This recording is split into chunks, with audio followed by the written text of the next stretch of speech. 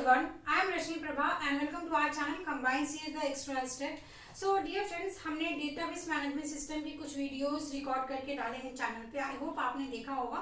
Date are basically the recorded session of our live class. तो अगर आप उस लाइव क्लास को ज्वाइन करना चाहते हैं तो इसी वीडियो के कमेंट सेक्शन में लिखिए yes I am interested, then I will provide you all the details for that free live class. ये फर्स्ट पॉइंट हो गई. सेकेंड पॉइंट ये हो गया कि हमने ऑलरेडी इसमें काफी टॉपिक्स कवर किया है, पर कहीं ना कहीं normalisation is very high weightage topic and every time you are getting one question from normalisation.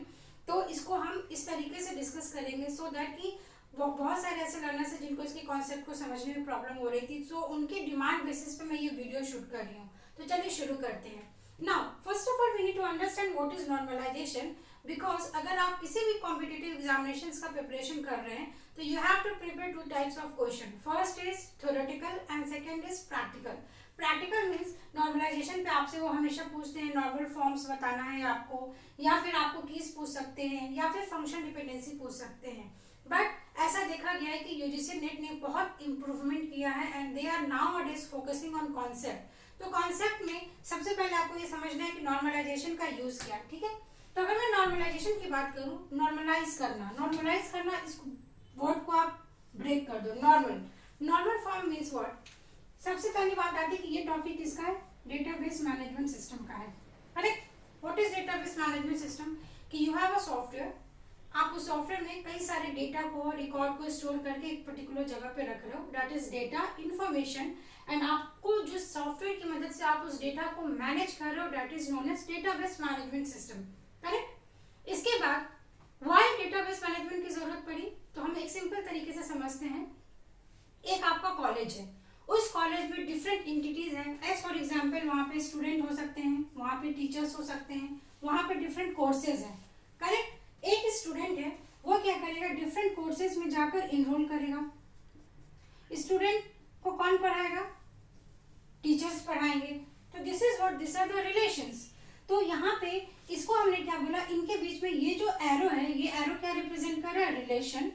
And ये सारे अपने आप में एक इंडिविजुअल एंटिटी है. Then what is a entity? Entity means a object जो एक रियल वर्ल्ड इन्वायरमेंट में सिंपली एग्जिस्ट कर रहा है. लेट अस सपोज अगर ये पेन है, इस पेन का अपना लेंथ है, अपना ब्रेथ है, देन वी कैन से कि इसका एक फिजिकल एग्जिस्टेंस है. We can say this is a entity. I am a entity, this white board is a entity. तो आई होप यहाँ पे एंटिटी का मतलब समझ में आया. तो आप अगर डेटाबेस का बेसिक भी पढ़े होंगे तो वहां पे हम एक डायग्राम ड्रॉ करते हैं, that is known as entity relationship diagram.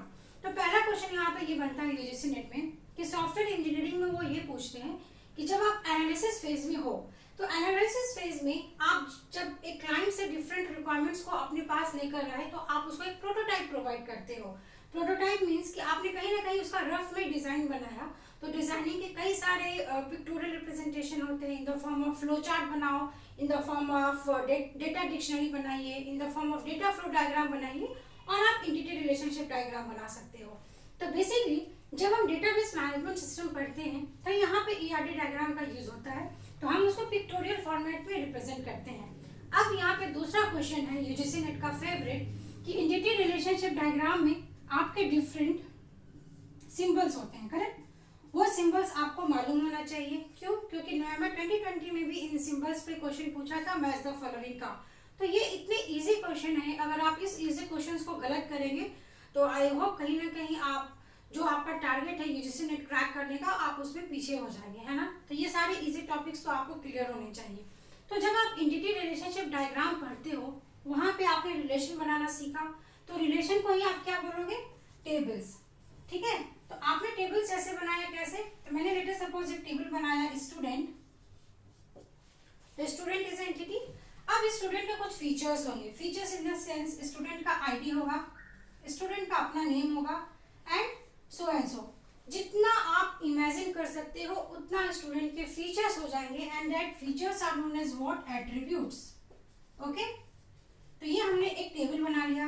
As we all know, हमने अपने बचपन में पढ़ा है table is what, in the form of row and column, जिसको आप बोलते हो एक मैट्रिक्स फॉर्मेट है. अब हमने ये मैट्रिक्स बना लिया. तो इसी चीज को हम बोलते हैं नॉर्मलाइज करना.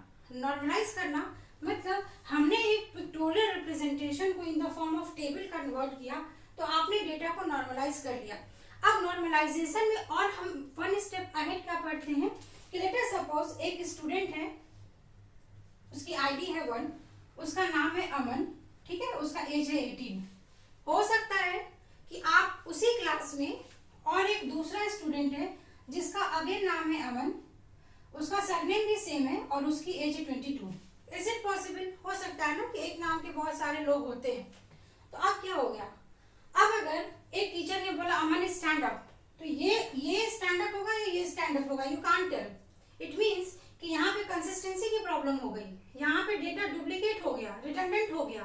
तो दिस आर द प्रॉब्लम्स। वो प्रॉब्लम्स आपके टेबल में नहीं होना चाहिए, है ना? क्यों?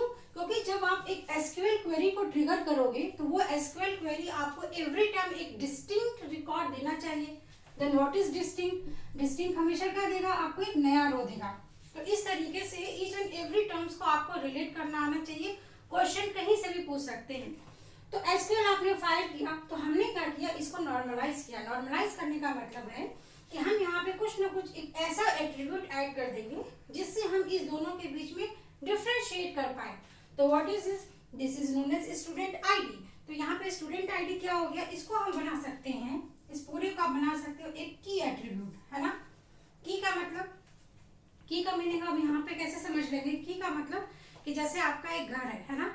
उस घर में ऑब्वियस सी बात है, अगर आपने लॉक लगाया है तो वो आपके ही लॉक से खुलना चाहिए। अगर वो लॉक किसी और ने खोल लिया तो चोरी हो जाएगी।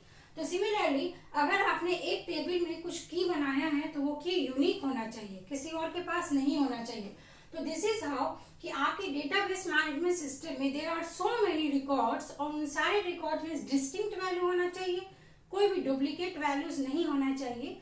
And this is the theory of normalisation. तो मैं इस छोटे से वीडियो में पूरा एक नॉर्मलाइजेशन का आपको कॉन्सेप्ट क्लियर करने की कोशिश की हूँ। आई होप कि you understand the term normalisation. And अगर इस थ्योरी से कोई भी क्वेश्चन आता है तो आप इजीली सॉल्व कर सकते हो। स्टिल अगर किसी भी पॉइंट ऑफ टाइम पे आपको कोई भी डाउट होता है तो आप इस वीडियो के कमेंट सेक्शन में जरूर पूछ लीजिएगा। And stay tuned for the upcoming next videos. Thank you so much.